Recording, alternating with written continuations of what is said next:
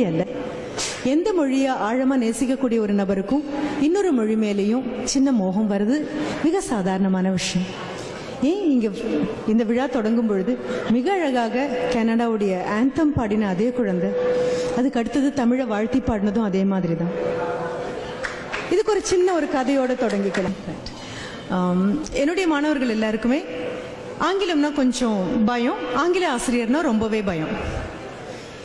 அவங்க கிட்ட நான் சொல்றது உண்டு ஒரு சின்ன கதை, அந்த கதையோட தான் தொடங்குறேன். ஆனா நம்ம போக வேண்டிய தூரம் ரொம்ப அதிகம் இருக்கு. ஆன் அ ஹாட் ஆஃப்டர்நூன் அப்படின்னு தான் கிளாஸ்ல தொடங்குவேன்.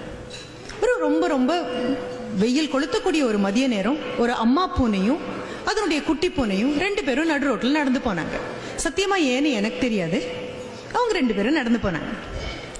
நடந்து போகும்போது எங்கிருந்து வந்ததுன்னே தெரியாது, ஒரு நாய் பாய்ந்து வந்து 2 பேரையும் துரத்த ஆரம்பிச்சது. அப்போ the mother cat and the little one started running.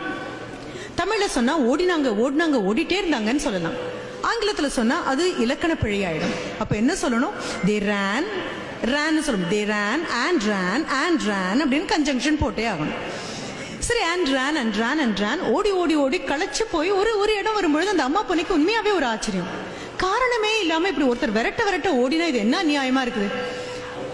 கோபம் தாங்காம அம்மா பூனை ஒரு நிமிஷம் நிக்குது.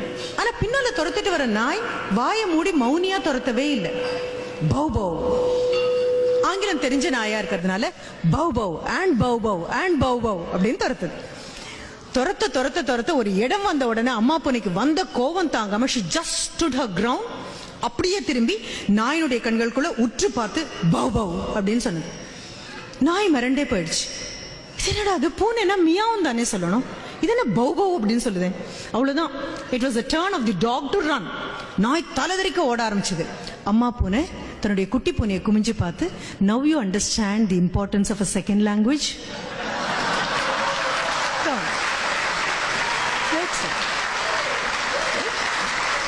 அவ்வளவுதான். இதுல ஒன்றும் பெரிதாக ஒன்றும் எடுத்துட்டு போக போறது இல்லை. இவ்வளோ பெரிய தமிழை கைவசம் ஆனதுக்கு அப்புறம் 26 எழுத்து என்ன பெரிய விஷயமா என்ன? ரொம்ப சுலபமாக, ரொம்ப இணக்கமாக என்னுடைய குழந்தைகளுக்கு சொல்லக்கூடிய அதே தான் நான் உங்ககிட்ட சொல்றேன்.